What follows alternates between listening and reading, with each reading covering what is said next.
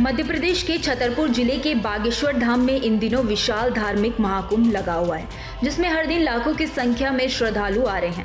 8 तारीख को 121 कन्याओं के विवाह किए जा रहे हैं। धाम के पीठधीश्वर पंडित धीरेन्द्र कृष्ण शास्त्री द्वारा दरबार लगाया जा रहा है, जिसमें लोगों की अर्जी लगाई जा रही है और उसमें उनकी समस्या लिखी जाती है और उसका निदान भी किया जाता है। इसी कड़ी में एक महिला अपनी अर्जी लगाने आई थी, जो कल 15 फरवरी को कथा के दौरान पंडाल में बैठी रही और अर्जी का इंतजार करती रही, लेकिन अर्जी नहीं लगी और जब सुबह वह महिला उठी नहीं तो परिजनों ने देखा तो वह मृत मिली, जिसके बाद उसे अस्पताल ले जाया गया। मृतक महिला का नाम नीलम देवी है, जो उत्तर प्रदेश के फिरोजाबाद की रहने वाली है।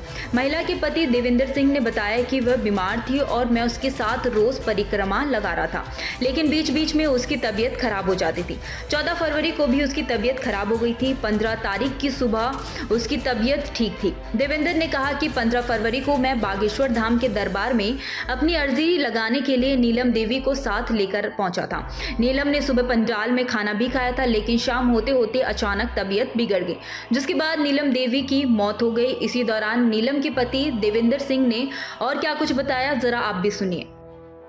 हम बागेश्वर धाम रुक रहे थे, बहुत बढ़िया काम चल रहा था, रोज परिक्रमा लगा रहे थे, रोज खा पी रहे थे। आज दरबार में लगने वाला था, वहाँ बैठे थे, बैठा के चलाया था, मैं परिक्रमा लगा के गया हूँ। तब तक इसकी तबीयत थोड़ी ख़राब हो जाती थी, कल भी हो गई थी, फिर कुछ सही हो गई थी। बहुत ही देने के बाद पुलिस वालों ने वहाँ से नहीं, यहाँ से हटा, गाड़ी में डाल के 2 घंटे इधर रखा खेतों में, फिर एम्बुलेंस बुला के जिला में चेक करवा लो, वहाँ से भगा दिया। नीलम के पति देवेंद्र सिंह ने यह भी बताया कि नीलम लंबे समय से किडनी की बीमारी से परेशान थी। बागेश्वर धाम के बारे में सुना तो यहाँ आकर हम रोज परिक्रमा लगा रहे थे। बीच बीच में पत्नी की तबीयत खराब होती थी तो सन्यासी बाबा बभूति देकर ठीक कर देते थे। पति ने बताया कि सन्यासी बाबा सही कर देते थे।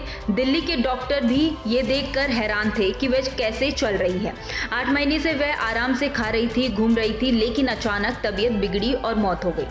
आपको बता दें कि बागेश्वर धाम में 13 फरवरी से महाकुंभ का भव्य आयोजन शुरू हुआ है, जो 18 फरवरी तक चलेगा। इसमें शामिल होने के लिए देश भर से चर्चित कथावाचक और बाबाओं का आना जारी है। बागेश्वर धाम में 18 फरवरी को 121 बेटियों की शादी रचाई जानी है।